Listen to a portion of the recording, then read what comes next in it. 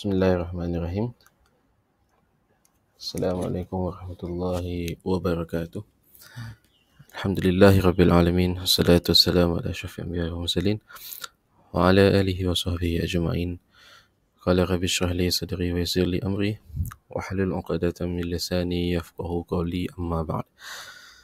Ya, alhamdulillah kita dapat bertemu sekali lagi untuk kali yang kedua pada bulan ini untuk kita membaca sama-sama sebuah kitab sirah Nabi sallallahu alaihi wasallam yang ditulis oleh Syekh Ahmad Al-Fatani rahimahullah ta'ala yang berjudul Badrut Tamam wa Nujum Al-Thawaqib. Okey. Baiklah, kita teruskan bacaan kita pada pagi ini insya-Allah.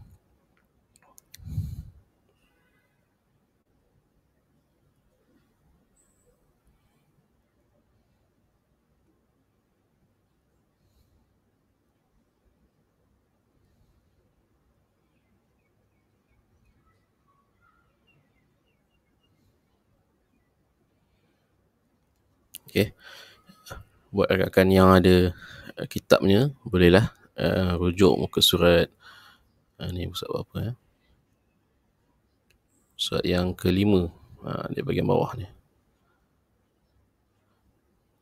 Dan untuk rakan yang ingin mendapatkan kitab ini, bolehlah dapat di kedai-kedai buku yang berhampiran.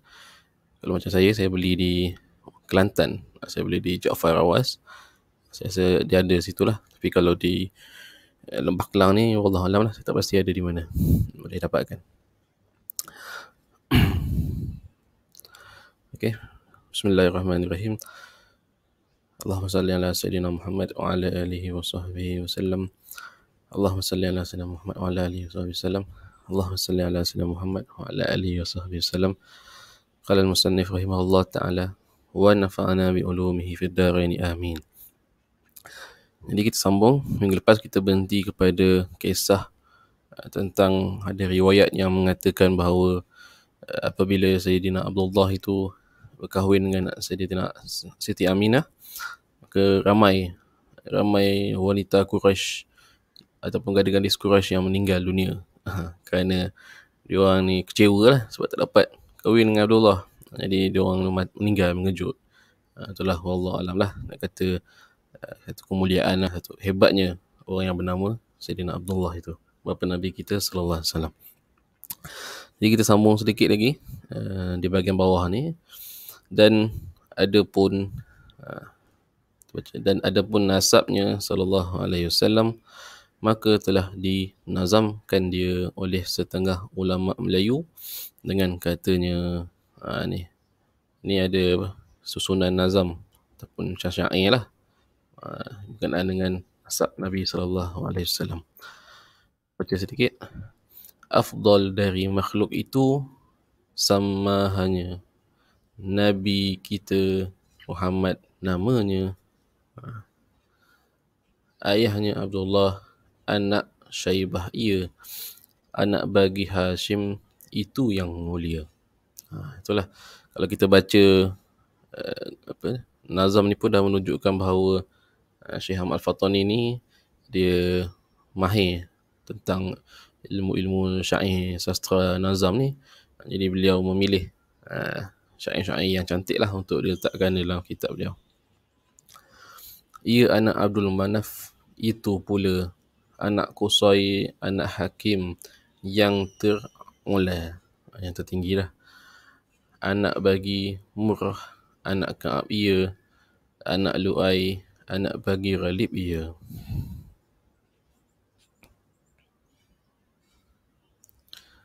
Anak Fihrin, anak bagi Malik ia, anak Nadar, bapa Quraisy yang mulia. Anak Kinanah, anak Khuzaimah, anak bagi yang mulia Mudrikah. Anak bagi Ilyas, anak Mudriyah, anak Nizar, anak Ma'din yang mulia. Anak bagi Adnan, itu pula ia zuriat Ismail Nabi yang mulia. Nama bonda bagi Rasul yang mulia Aminah, anak Wahab Quraisy ia.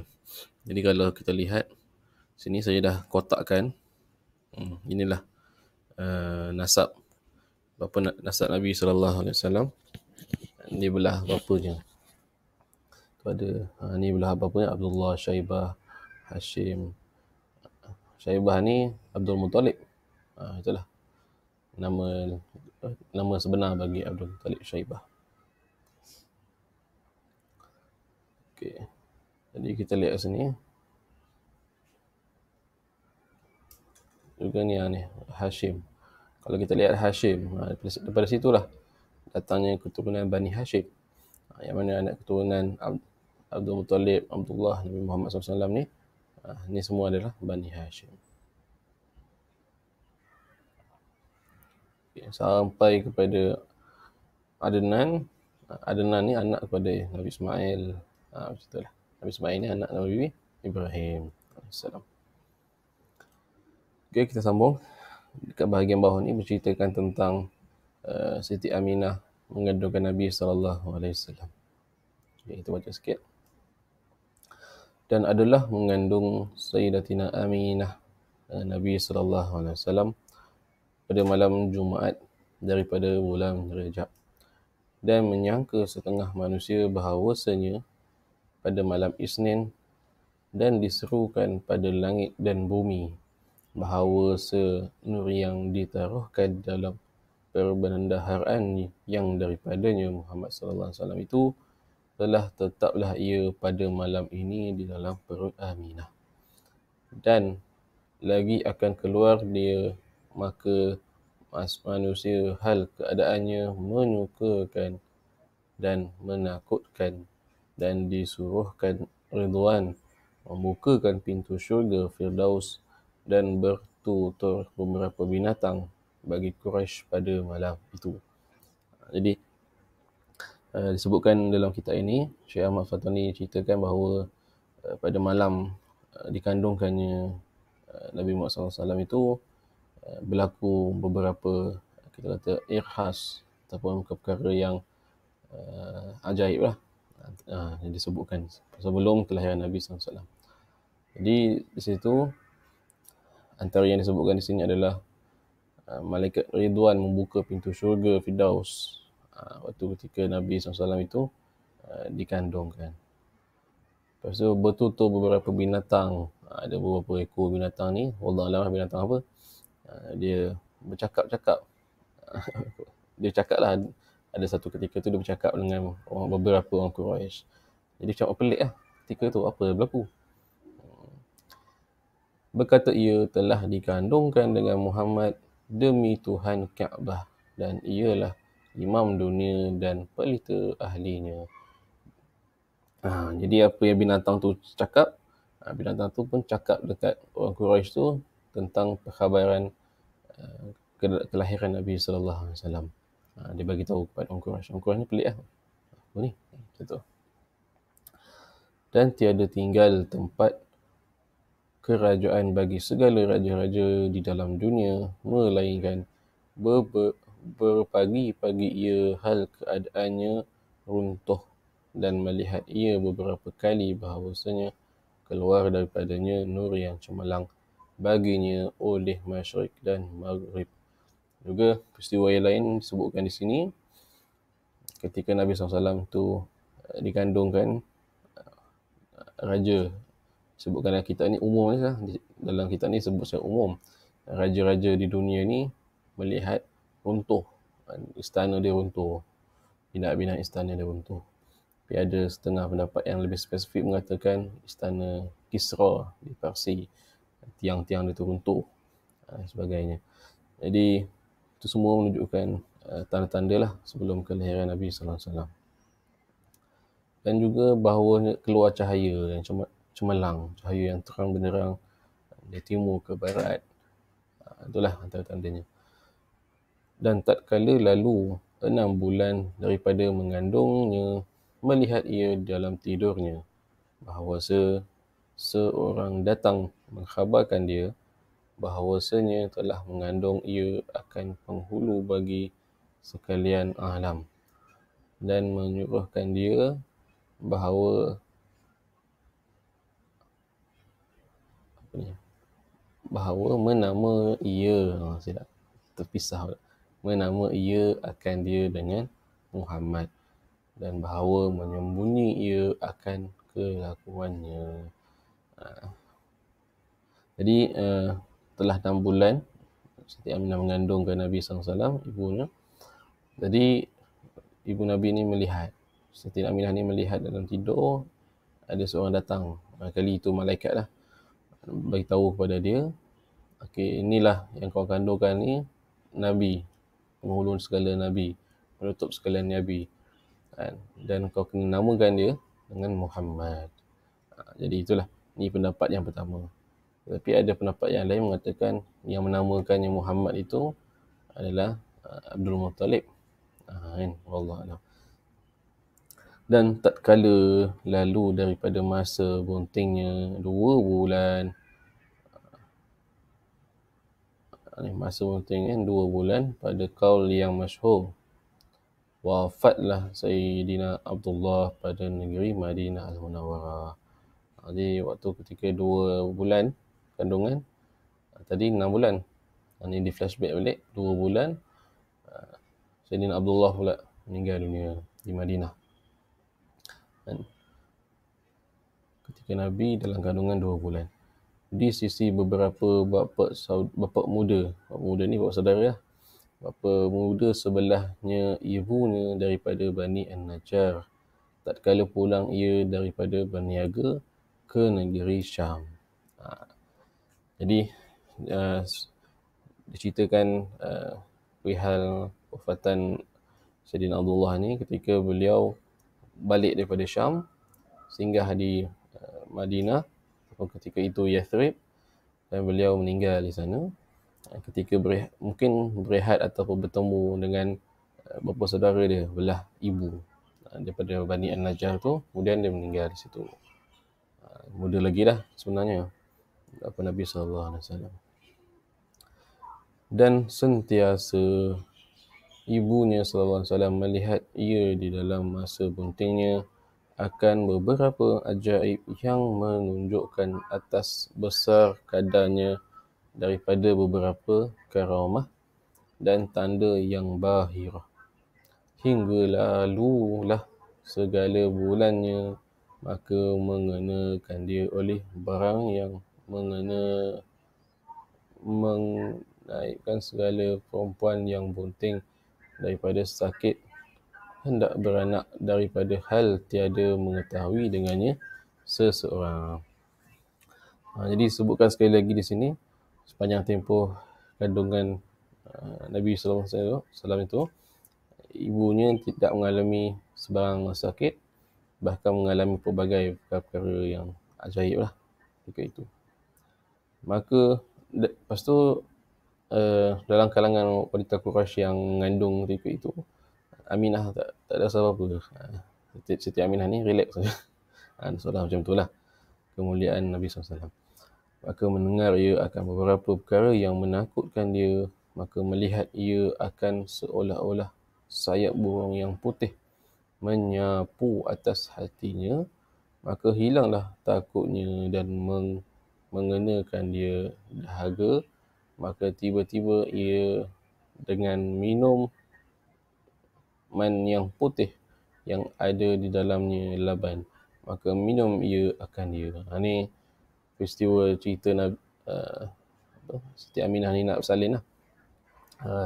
Macam biasalah, siapa yang pernah tengok cerita bersalin tu dapat rasakan lah macam mana suasananya kan. Jadi waktu Aminah nak bersalin tu, dia rasa takut. Siti Aminah rasa takut. Lepas tu dilihat, nampak di situ seolah-olah seperti ada macam sayap burung yang putih disapu kat dada Aminah ni. Terus jadi tak takut dah, terus jadi tenang. Yelah, biasa kan kalau kabut kan, peluh-peluh lah sebagainya. Jadi lepas tu, lepas dah hilang takut tu, sedahaga pula. Bila dahaga, Siti Aminah ni pun diberikan satu minuman sepertinya ada susu. Dia pun minum. Kemudian melihat ia akan beberapa perempuan yang tinggi-tinggi, maka tercengang ia daripada mereka itu. Maka berkata mereka itu baginya, kami Asyah dan Maryam. Lepas tu dalam tengah nak bersalin tu, Siti Aminah ni nampak lah ada dua orang perempuan yang tinggi. Allah Alam lah, mungkin satu gambaran lah. Di syurga, mereka ada di syurga. Rupanya dua orang perempuan tu ialah Asiyah, isterinya Firaun, dan Maryam, ibu Nabi Isa AS. Siti Aminah nampak lah.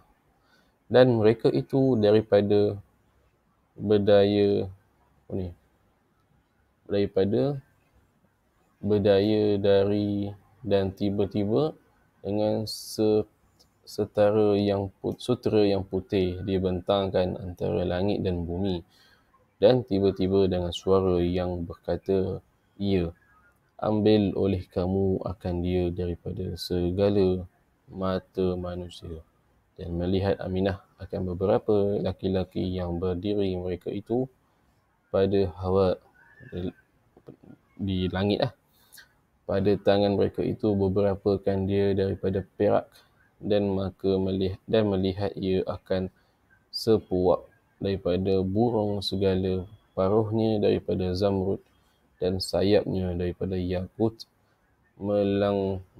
melembungi ia akan bilik tempat beranak itu.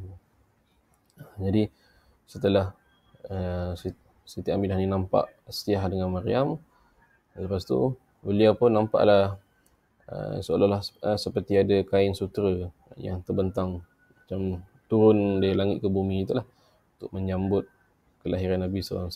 Begitu. Ini kita cerita riwayat yang menyatakan kita kata bagaimana peristiwa yang dilihat oleh Siti Aminah tu ketika melahirkan Nabi SAW. Barangkali ada riwayat yang tidak menyebutkan tentang cerita ini. Jadi kita bacalah apa yang disebut oleh Syekh Ahmad Fatoni ni. Mudah-mudahan kita boleh menta'azimkan, mengetahui kehebatan Nabi SAW itu. Okey. Lepas tu seterusnya tadi disebutkan dia ada burung, ada lelaki, lepas tu ada beberapa lelaki yang dekat tangan dia tu ada perak. Kita kira macam seolah seperti ada satu sambutan kelahiran yang meriah ketika itu. Jadi kita tak tahu lah, wallahualam, mungkin yang ada semua tu malaikat lah yang datang lihat.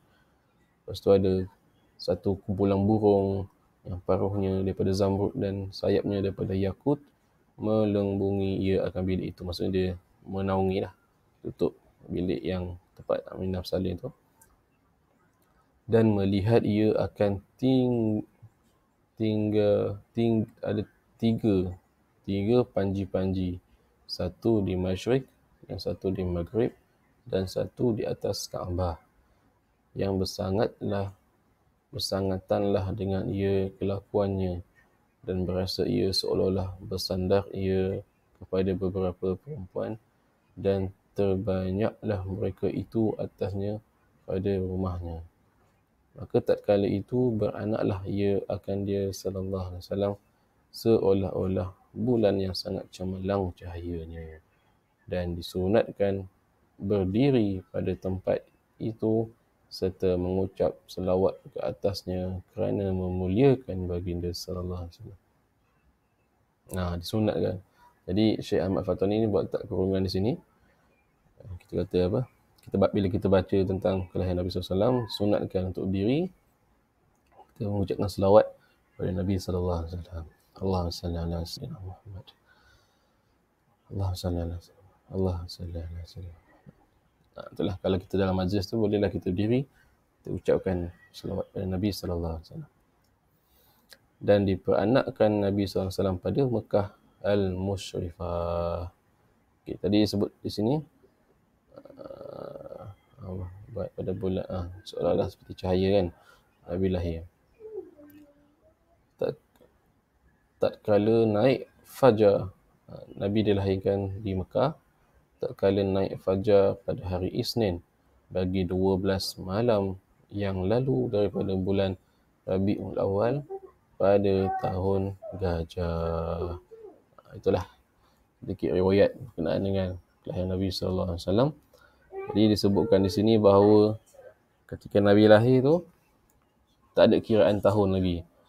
Tak ada kiraan tahun pertama, tahun kedua, tak ada. Sebab orang Arab dia guna tahun tu dinisbahkan kepada satu peristiwa besar. Adapun bulan tu dah ada. Bulan Rabiul Awal, 12 Rabiul Awal ada. Tapi tahun tu tak ada. Jadi dalam Islam, permulaan penggunaan kalender yang kiraan tahun dalam Islam tu, kita tahu bermula pada zaman Khalifah Umar bin Al-Khattab radhiyallahu anhu. Jadi sini tahun gajah bersama dengan peristiwa tentera Abraha yang datang ingin menyerang Kaabah. Okey, jadi saya rasa untuk itu sajalah pada hari ini. Kita dah baca berkenaan dengan tanda-tanda sebelum kelahiran Nabi SAW, sepanjang Siti Aminah mengandungkan Nabi, kemudian proses kelahiran Nabi SAW itu, dan akhirnya kita dapat tahu disebutkan maklumat ataupun bilakah Nabi SAW itu dilahirkan. 12 Rabiul Awal, tahun gajah. Jadi saya rasa untuk setakat itulah hari ini. Kita akan sambung pada minggu hadapan berkenaan dengan kisah riwayat-riwayat yang lain. Riwayat-riwayat yang lain berkenaan dengan kelahiran Nabi sallallahu alaihi wasallam. Okey, aqulu qauli hadza astaghfirullahal azim li wa lakum. Assalamualaikum warahmatullahi wabarakatuh.